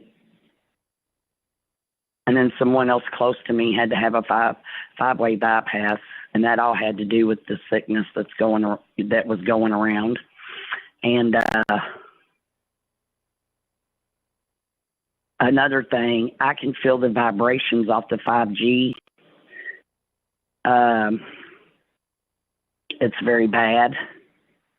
And like I can feel the earth's vibrations if I'm barefoot, if I take my shoes off and I stand, and I can tell when it ramps up and I can tell when it's not ramped up. And when they ramp it up, I get real sick. Well, there's whole areas that are mostly the areas in the United States, at least here, there's a whole area where there's towns that are not allowed to have any kind of cell service or anything like that, and that's where most of the people that are sensitive to that stuff move. And a lot of people thought that that was people faking it, but there are people that actually can feel it and that are sensitive to it. And they've proven that now. You could have a cell in your pocket. You could walk up and they'll know you have it, without any kind of knowledge, because they can sense that signal. Mm-hmm. So some people are overly sensitive. What has happened is the realms realms have opened. It's like what it is you know, when you look up in the sky and you see the sky. So just imagine a set of stairs. Say there's 80 steps to go straight up. When you take that first step, that's one realm. When you take the second step, that's another realm. When you take the third step, that's another realm. Then might shoot you up the escalator a little faster, and then there's another. Yes, there are realms, and a lot of it's coming through. And like, I don't even like going outside. I am a country woman. I was born and raised in the country, and you know, I used to go camping all the time. I used to love being in the woods. I can not hardly do that. I will not do it by myself ever again. But Candace, I do gotta let you know we're a little way over time actually, but I did want to make sure that you got enough time on your first call to share who you are and give people a sense of who you are. I would love to have you call back again and have you on as well. But if you want to finish off what you were saying, please go ahead. To. Okay, go ahead and finish your sentence. Okay, I'm sorry. Oh, no, go ahead. I just needed to give you a warning. Okay, I just want everybody to be aware that a lot of things are coming from within, and it's not anything you've done, but everybody does need to get their house in order and know that there are things and people from within that are making things happen, okay? And I don't care if anybody calls me crazy, a loony bin, you know, a kook, whatever. They can say whatever. I know I'm right. I'm not one that announces a lot of things, but it has really weighed me down because I've had all this on my chest, all this in my heart. And, you know, they say your family will turn against you. The Bible even says it. Kids will turn against their parents, parents against their kids. Now, my kids ain't turned against me, but I have a lot of family that thinks I'm crazy. And, you know, they're getting ready to find out. They're getting ready to find out. Well, and I just want to thank you, and I would love to come on again. All right. Well, again, Candace, it's your first time call. Don't make it your last, okay? And don't be a stranger. Okay. Well, thank you, and y'all have a blessed evening. All right. You too. Candace, thank you so much. You have a wonderful night. That was Candace. Again, that was, let's see here. That was Candace from Indiana. If you would like to call in, the number is 2244-006273. And then also, I wanted to point out, thank you to all of the very polite people in chat. Thank you for giving compliments to the caller. Cynthia DeMoss, I have to say, probably once a month, always be polite. If personally, I would love it if everybody here was just patient and had, I guess, you know, I understand that no matter who you are, your opinion, you're going to have somebody else that's on the opposite end. If you can't listen to the opposite opinion of your own, this probably isn't a great show, especially during call-ins. But we try to hear out as much as we can and hear out other people's opinions. And one of the main rules here is we don't put anybody down, and we don't put down other creators. That's been 4 years in the making here. So again, thank you. And then Cynthia DeMoss, thank you. Try to push people up, not push down. I guess you get more. What is it? You get more flies with honey than you get more flies with an industrial grade fly trap than you do with a dollar store trap. I think that's what it is. Something like that. I think that's it. Yeah. D Earth Observer, thank you. And I had to pull up Locutus. I just saw some, targeted thing towards me, showing me that they just came out with this huge like Locutus doll or something. It's like a 6th scale figure, and it has a real laser on it. I was thinking, man, that thing's cool. Yes, I'm a Trekkie as well. And I know there are people that are like, Trek, and people get mad about the Star Wars stuff in the background. All of us had childhoods. I mean, come on. Also, there's a lot of us that are sci-fi people, and I guess I don't understand why people have a problem. I'm sure the same people that are like, you shouldn't have space stuff because space doesn't exist, and that's just stupid, and you're stupid for liking Star Wars and it's evil and all this. When we were kids, we didn't think about all that. And when we watched Star Wars as a kid, when we watched all the, Jaws and all that kind of stuff, it formed part of who we were, right? But as far as like, I'm sure those people have collections of tchotchkes or something, and I'm not going to give them crap for their tchotchkes. These are my generation's tchotchkes. So, or a little angel ceramics or whatever. We all have something that we like. Mystery School. Plus, I always make them with all my kids. Mystery School. I know she's right. To Candace, that is. Love to all, and be safe in love. You're all not crazy. You're brave and beautiful. Zenwene Z, thank you for your support. Back to back, thank you. I did watch. There was a piece on. I think it's a thing. It was a show called like The Mother of Sins or A Mother's Sins or something, and it had a woman that did some crazy stuff. I'm not far enough into it to know what she did, but they said that she was part of like a LDS thing, and she said that she said that they had some new religion that was not even a current one, but they made their own religion, and that was the basis of doing some evil stuff. But what's crazy is in that show, they show people that they make people look like if people think that there is something major coming, that they're completely nuts. Now, I haven't gotten far enough in to know if that's confirmed, but honestly, if you can see everything that is happening right now, all of the changes in the last 3 years, and not think we are headed to a precipice of some kind, it doesn't have to be the end of the world. It doesn't have to be any of that, but it will be a changed world. I don't see how that's crazy. But of course, there are people that take it to the far extreme. There are those people. I think, though, it's more looking at the facts and the science of it and saying, hey, there's patterns here. History repeats itself, and we're seeing the same patterns. It's common sense that when you see certain countries doing certain things, certain actions, you can tell something is happening. And I think people are trying to avoid the subject altogether.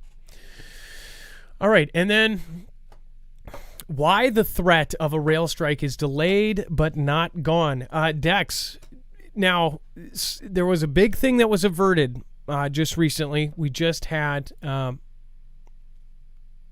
we'll talk about that here in a minute. I'm actually going to skip around here. We'll go back to that because it more falls into line with later articles here. But if you want to pop in, we'll talk about Vlad says longer range U.S. missiles for Kiev would cross red line. Yeah, so we've talked about this before, and that it's obviously another line of rhetoric coming out in this position that's been placed by the Western media that's saying that they're falling behind. So, creating these red lines, so to speak, or creating, which we've had from him numerous times. He's put them out there, but they've never really seemed to do anything about it. Like it's if NATO supplies anything, that's a red line. Well, they did. I mean, come on. We know that UKR didn't do what they've done without NATO equipment, or even maybe the actually other people doing stuff for them. We don't know that for sure, but We could easily speculate. So those red lines have been thrown out there. This is yet another one. This is a big deal, though, because when you think about it, short range is all that was typically needed from a defensive point of view in this conflict, because everything was happening between two countries that were right there against each other. And, UKR wasn't the aggressor, they were the defender. So they didn't really need the long reach of long range. They just needed to take care of their own country. So when you put something in there like long range, you then open up a much wider area for them to actually create, damage with. And I think that's from Vlad's point of view, that's a big deal. If they're going to reach, Moscow or some other location, with Western supplied equipment, that's going to be a huge game changer from their point of view. So I think I understand why they would put this red line out there, but I sort of in my mind go back to every other red line we heard that nothing ever came of them when they were all crossed. So it is what it is. That's what's being reported. We mentioned it a little bit.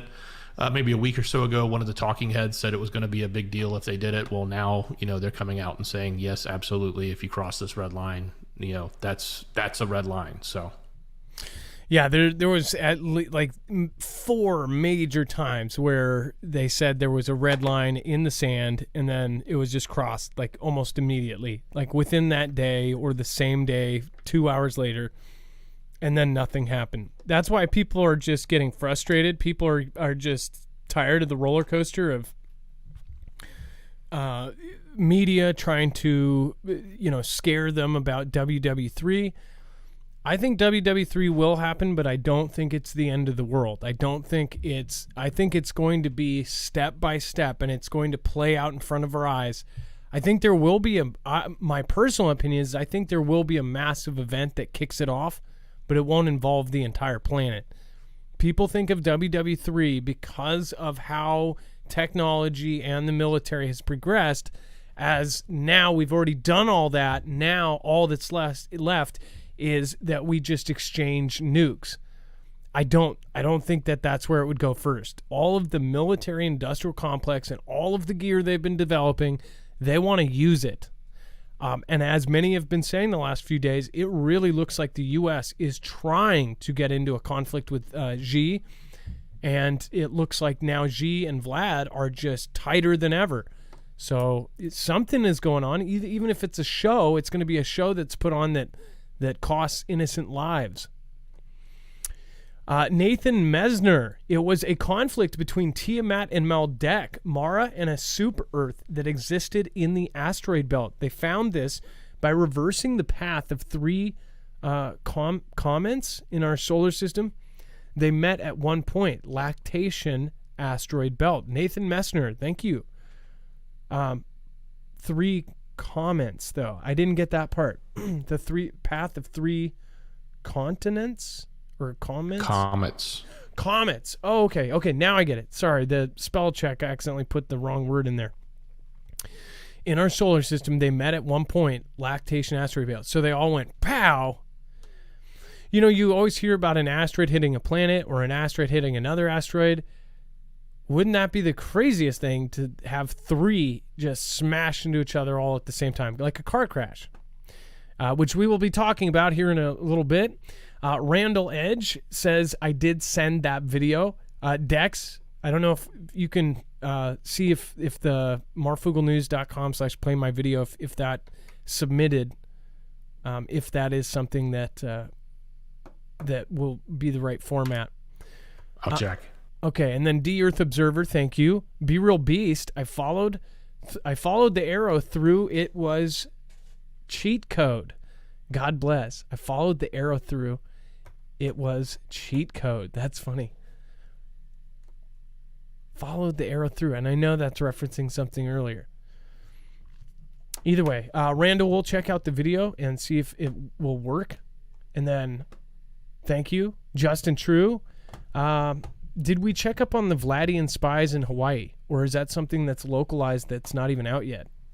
We got him on the phone. Oh, great. Awesome. That's awesome. Okay, so Justin True is going to be talking about something that happened just locally. He's in Hawaii. Justin True, great creator. We'll have him in just a second.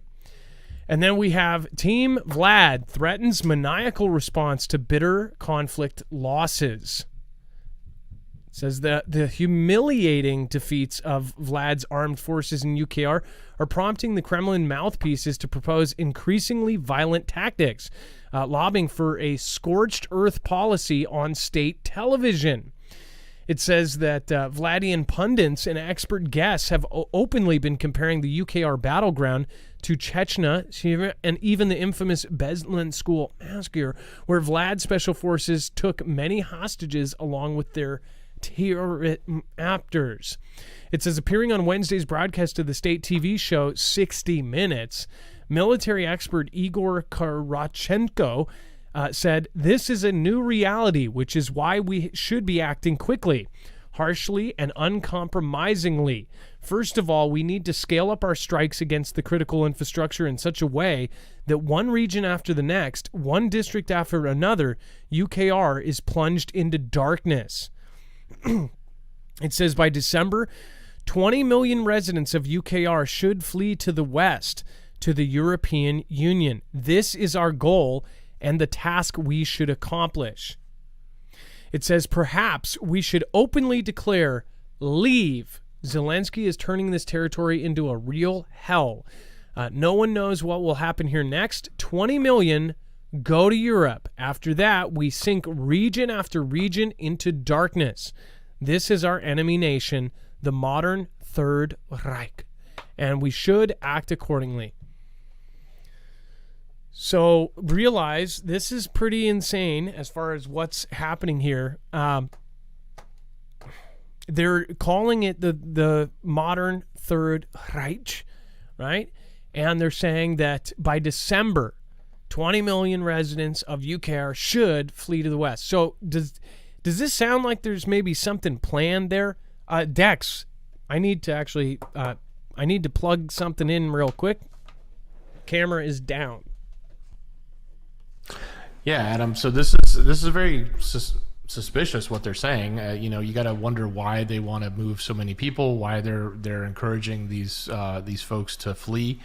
That kind of movement is significant, and it definitely makes you wonder what's going on. We put all this together. We put the fact that the troops moved back or were moving out. Of course, the MSM was telling us that they were throwing down their stuff and running, retreating. We don't know really what's going on over there. We just know what's being reported. You can get information on both sides, and they're both going to be gander eyes to tell the message that their side wants to tell. So that's always the case in conflicts. So you'll probably you can talk to people that have actually been in the conflicts, and they can tell you that what happened there versus what was said there are two totally different things. So we know that that's been the case for just about every conflict we've ever been in or ever seen. So I think we have to take all of that with a big grain of salt. So but in this particular case, in the fact that there's a new red line, and the fact that we've got a lot of rhetoric around the use of potential nukes, whether that's coming from the West side or our leadership saying that, or former leaders were saying that, and then of course we've got people on the TVs over in Vlad's country saying it.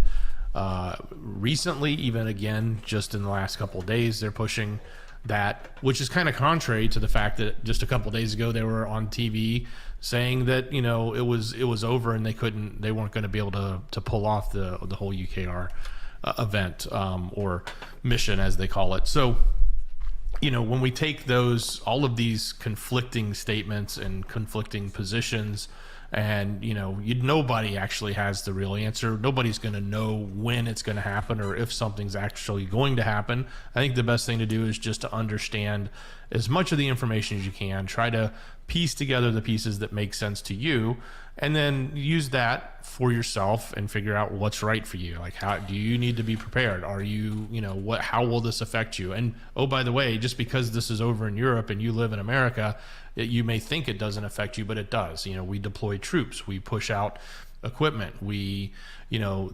Our costs go up. There's lots of things that there's lots of collaterals when it comes to conflict anywhere on the globe. Supply to chain. everybody on the globe. So yeah, it's not like it doesn't happen here, or it doesn't affect me because I live here in America. You can't have that mentality at all. And things can turn into a domino. One of the points that I want to make is that we need to keep hope through all of this. It can't be the opposite. Like, as that show shows, like, you can't think the end is coming, and to the point where you're talking about, doing super crazy stuff. I guess everybody should use their own discernment. Look at every story and add it together. You should not be letting somebody tell you what your opinion is of things because they cleverly kind of put something together. You really have to look at everything right now. The other day, somebody took a very small clip of that German politician saying that, September 24th is a day that everybody's going to remember. Anybody that saw that within context realized that the whole speech, everything about it, was talking about February 24th, the day. I remember where I was when Vlad came in and invaded. That's like over there. They're talking about, that's kind of how we would talk about like 911, right? Like everybody knows where they were when that first happened, when they heard the news that was happening. That's how they were talking about it. But when somebody took that clip out of context and then put it out there and said, whoa, when you see the whole thing, anybody that looked for themselves said, oh, okay, that's what that is. But it was a game of telephone that just got out of control. And this is happening all over the place, and it's happening on both sides, and it hurts everybody because nobody knows what to believe, and then they hear this stuff, then they share this stuff. The next time you share something, if you shared that with, and I know that a lot of people did, you share it with a friend or family, hypothetically, then that friend or family looks it up, sees the context, then the next thing you send them, they might not listen as well. That's why, just like with body cams and things like this, the whole world reacted to events that were hearsay. And then when body cam footage comes out of some of these police incidents, they're like, oh, okay, it wasn't at all what they said it was. And I'm not talking about anyone in particular. There's been a bunch of them where people will be protesting, blah, blah, blah. And then you find out what happened was actually on the not on the police side, but on the victim side or whatever. You got to wait. You got to wait and get the information and try to correct yourself if something's going on. I do think that we are headed towards a precipice, but that doesn't mean we need to, you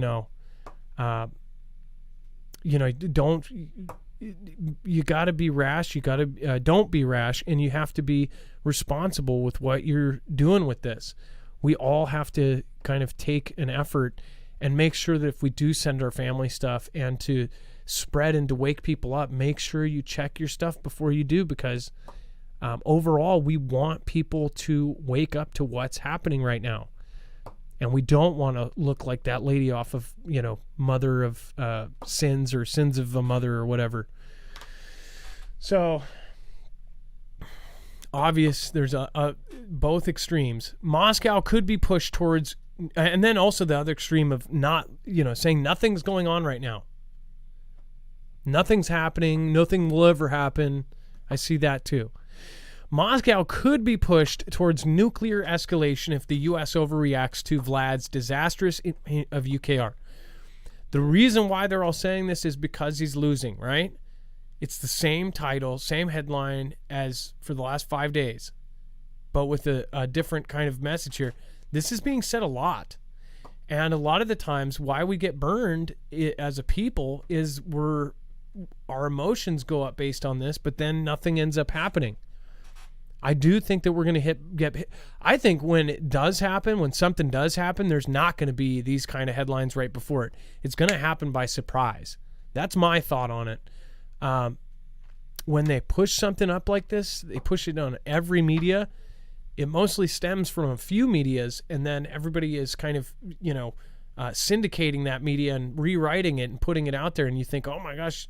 But it says if the U.S. and NATO overreact to Vlad's invasion of UKR with drastic increases in defense spending and conventional forces in Europe, it could push Moscow towards nuclear escalation. That was, of course, from a new report from Brown's University Cost of War project that shared exclusively with Insider warns. It says the horrific conflict resulting from Vlad's invasion of UKR continues to develop into a volatile situation for European security, with the grave possibility of a wider war. It says the report says, in turn, these escalatory pressures have led to calls of significantly enhanced United States defense spending. Yet it is important that the U.S. not succumb to threat inflation or speech that gives an exaggerated sense of danger in regards to public and official perceptions of Vlad's country.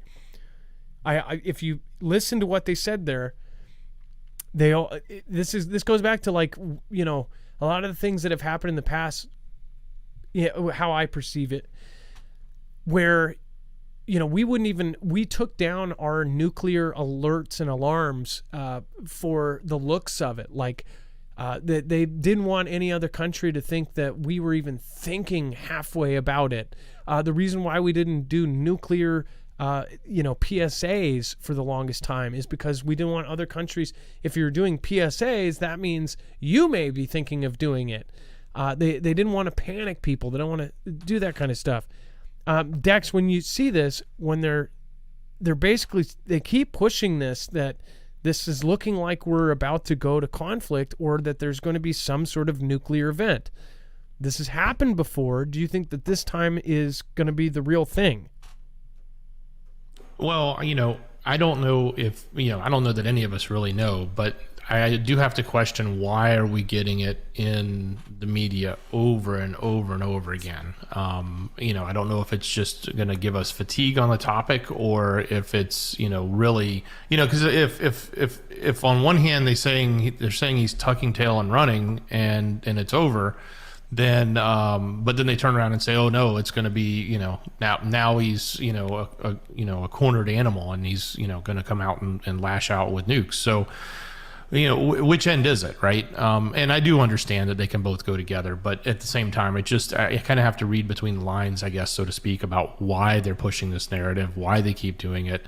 And, we'll have to see if it comes to fruition. I don't think any of us can actually predict it. It's certainly not out of the realm of possibilities, especially given the rhetoric that they have said, because they have said all along, it's one of our scenarios. We can, if it gets to that point, we'll do it. If we need to do it, we can. Don't underestimate us. We have the power to do that. So, it's not like they haven't said it themselves. So, well, they're saying that. Okay, just to quote part of this report. This report is heavily stating that if we put this huge amount of money, and this sounds kind of like they're like, don't put money into this. But it says the greatest threat of nuclear war could lie in the West's overreaction to Russia's aggression. This is also after they say, if the U.S. and NATO increase their military spending and conventional forces in Europe, so if they put more into the budget in the Pentagon, if they come out and they say we're spending this huge amount, then that will tell others, like, hey, they're about to do something. They're about to pull the trigger on this stuff. It says, conventional forces in Europe, the weaknesses of Vladian conventional military forces could prompt Moscow to rely more heavily on its nuclear forces, because they don't have the same kind of conventional forces that we do. They don't have the same kind of conventional tech. But they do have nukes, and that's what's always set them apart from some of these other countries, is that they did have nukes, and they had nukes very, relatively quickly compared to all the rest of the world. Vlad, G, and the U.S., those were the three main nuclear powers. So, but to say that just because we put more money in and that's going to escalate things, do you agree with that? Let me know in the comments down below. And then, okay, so before we get to our next caller, we're going to load. It looks like we're going to get Justin True on, and Justin True is calling directly from Hawaii, and he's going to talk to us about how they say that he says that some Vladian spies just got caught in Hawaii, which is creepy. I do want to remind you, and I really do recommend this. This is something I'm using, and I use every single day now, and I have had just an incredible amount of fun with this so far. So if you have not heard of the Flex 1500, it is made by Energy. This is one of the most coveted modular solar generators out there, because it can be expanded up to 96 batteries. Each battery has 1,000 watt hours, so it's very simple to figure out by math how long you need power for, or how whatever your setup you want to have. This is a good system for that, because it can be expanded, it can be portable, it can be either. Not to mention, it is one of the fastest charging to comparable devices, and it's modular to the point where you can even put a middle unit in between the battery and the head unit that actually allows you to triple the amount of input, which means, instead of, in simple terms, with the head unit and that one battery, right out of the box, you can plug in 4 100-watt panels, or a combination of whatever. When you have that supercharger unit, which I highly recommend, you can actually plug in 12, so triple the amount of input, which also cuts the charging time in a third. When you're talking about how you would actually use solar, if you're using it while you have it charging, think about if, with 4 panels, you can basically use it up, and at night you're going to end up needing, you may have to charge it up or whatever after a full day. With 12, you may not even touch the battery. So that is really, really, really amazing. Again, it's how much you're using it. But this is an EPS system, an emergency power system. The new system they just came out with, it, which is an all-in-one. This is a UPS, uninterrupted power supply. In less than 10 milliseconds, it can split over. The coolest thing about this new system is, one, it's 0 to 100% in 75 minutes, and it charges faster than any other comparable system on the market. This is their entry into an all-in-one. So this is even cooler too, because you can actually link up to 2 of them, and with 2 you can output up to 2,400 watts of raw power. So you can pretty much power anything you can think of that you would be needing. So this is a cool system too. Highly recommend you check out both and see which ones you would actually want to use. The Flex is for more of that modular system. You can turn it into whatever you want. The new system is more for like van life or RVs, or for somebody who wants it all baked into one. Make sure to go check it out. But I really do think that this is going to end up saving lives. Even, it doesn't have to be an end of the world thing. When you have rolling blackouts for 7 days in California, if you have one of these, you're going to end up having power the entire time. I mean, that's why this is so cool. Most places, and now 17 states, are worried about rolling blackouts. This is something that can basically keep you rolling. Not only that, the Flex is actually the only solar generator you can get an EMP shield for. So this is also protectable against, again, EMP and CME. So if you are getting serious about this is not a joke. This is a serious investment. If you're going to do it, I would highly recommend getting the best. You get what you pay for. Again, in this, it really does matter. Plus, again, on that Kodiak, this is really cool. I don't have one, and I want one. It has the new lithium ion phosphate technology. It's much newer than the lithium ion. Or the lithium ion, and it's something that, again, is going to be a huge competitor in this market. 6,000 charge cycles. Imagine using this every day, charging it all the way down to 0 for 16 years, every single day, and it would still have 80% of its battery capacity. That's huge. That means this thing's going to run for a very, very long time. All right, and that's marfooglenews.com/energy. You can use that code Marfoogle for any of the systems over there to get a discount, and that will also help us out. They give us a small commission and give you a discount, and you're helping support independent media. So thank you guys. I appreciate everybody that goes and orders through us. It really does help, so thank you. All right, let's get Justin True on the phone. We've got Justin True from Hawaii. Justin, this is some pretty crazy news. So what's going on in Hawaii? Yeah, man, it's hey, what's going on? Yeah, it's kind of nuts. It's actually been an unraveling story for the past maybe month and a half or 2 months now. And just to catch everybody up if they haven't heard, there were two, let's say, undercover intelligence officers from Vlad who were just discovered here in Hawaii on the island of Oahu. The interesting thing about this is the recent discovery was because of a sweep that was triggered because of a quote-unquote large amount of activity sensed by the intelligence community. So in Kapolei, which is a quiet little suburban town right off of outside of Pearl Harbor, essentially, has these amazing communities and just these regular, like I said, like suburbs, and they caught these two intelligence officers who've been gathering intel for over 2 decades here in Hawaii for Vlad, and one of which was actually a officer in the Coast Guard. So active, and long since, I think not long since retired, but has been a few years out. But all of the recent court cases, because this is an active court case right now, they're still detained.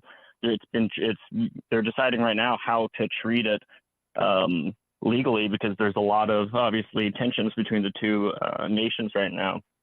So it's interesting because they keep releasing information on their what they were found with. Initially, there was these two people that they found that were working for Vlad. Then a few days later, it was these two people found working for Vlad, also in the military. And then there were, a few days later is like, oh, and we also caught them with a bunch of hard drives and flash drives, aliases, and things to do a fallback plan if caught, which they have actively practiced, is what they're trying to prove in court. So I guess what was so, and by the way, so is this, how fresh is this? How and how did you end up hearing about this in the first place? This was just local TV, just on television. It was on like our KHON2 news, and it was just smack you in the face. They did a 15-minute segment on it and carried on. And every couple of days, or it's been give you a little bit more of information, and it's quiet, and it's kind of in the back of the Honolulu Star Bulletin or other local papers, really, or online papers. And it's strange because of course, the recent activity in the Navy, with the presence with the Navy. Yep. Which is... I was just going to bring that up. In fact, can you, since you are the one who called in originally and we showed the media to back that up, which, by the way, I think it's weird that this isn't all over mainstream media. I believe that if it's a big enough thing that on Hawaii, obviously, if they showed in that local news, goes back to what I've said is, if you don't address it and a bunch of people are talking and rumors fly around the island, then people start asking questions, and people ask more questions. But if you address it, so if they put a little story out on the local news, then goes, oh, well, since the news covered it, obviously people know about it, and it's not some sort of crazy theory, right? But if they don't cover it and rumors start swirling around, then everybody is prompted to ask even more questions and make a bigger deal about it. But if you do put out something, about it, that's what I think happens a lot. They'll cover something just to say, hey, we talked about it. It's everything's good. But you were the one who called in, and we were able to confirm that there was a Vladian ship. But can you tell people what happened? And you were on a family trip and that whole rigmarole? Yeah, well, what was happening at the time, which I don't think I was even aware of, was it was the RIMPAC, which is the Rim of the Pacific intelligence, Rim of the Pacific military exercise that they were doing. However, when they came, there was the actual ships that came offshore were off of Big Island and Maui County. which is it was really weird for that to happen here, so close and so active, obviously. Well, can you what's explain going on with the news? But what's interesting is a lot of people are making the comparison today of, you know, what was happening in the 1940s and, you know, in the 1950s on Oahu, where there were ships being spotted off the coast of Hawaii, and there were spies being caught in Honolulu and throughout the state. So, you know, if history repeats itself, which history, like you just said, repeats itself, I mean, this should be echoing at least slightly for anybody familiar with the history book of recent history that happened in the same area. You can't look at the same exact patterns of what happened less than a century ago and not come to the conclusion of, you know, there is definitely activity happening, and those resources aren't being put towards nothing. They have something in mind. Whatever it is, those resources are being spent for a reason. So it's important not to ignore these signs, especially now when you have the history and you have these signs to look at and listen to, and it's just being, like you said, kind of pushed under the rug, which, you know, a lot of people said that's what happened before.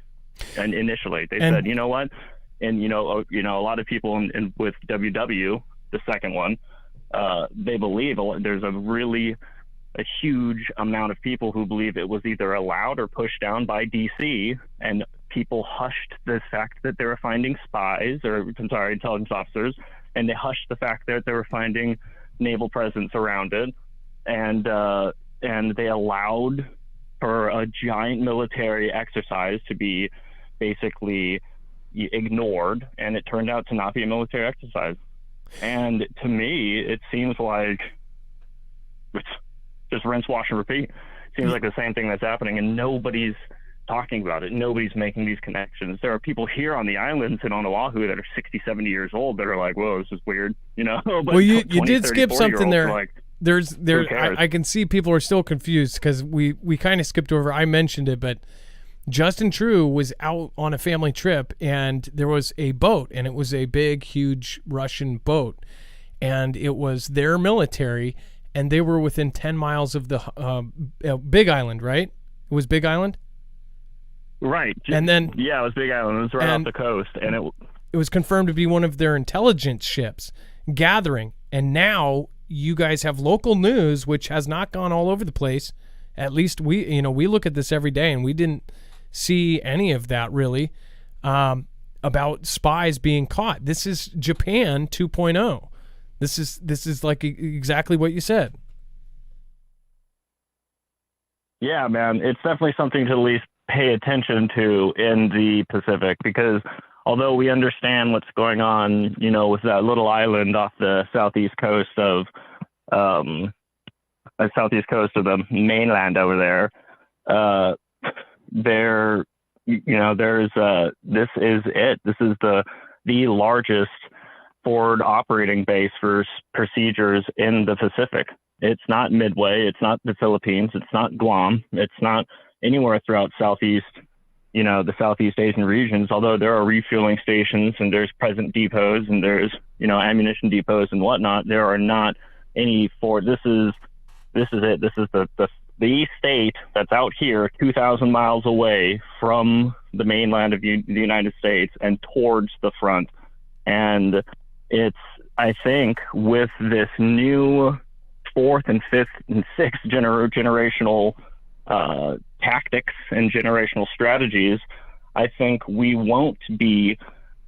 everybody would be expecting and everybody would be thinking of a front in this region right off of the eastern coast or near that island off of the coast of G's country. But wouldn't it be fitting of a generational, you know, leap forward with tactics and strategies for there to be a direct conflict somewhere on the largest and most valuable and the hugest resource of the United States in the Pacific? Would they even bother with trying to go after that little island? when everybody's thinking that they're going to do it and everybody's have these hopes, would they even consider it? Or would they just have the people that are their best friends and them have a close connection and do some sort of direct conflict, direct strike, direct decision against the infrastructure of the United States in the most important place that it can possibly do it, which is here in Hawaii. And it is a decision that we know big countries and the greatest minds, of the world have decided to do before. People have done it before. They thought it was the most valuable thing to do to win in the Pacific. Didn't work, but now there's two large countries. It's the correct decision. Are they going to do it again? And it goes back to human nature thinking, oh, they would never do that, or they're way overpowered, or we are so strong. Adam, we're switching.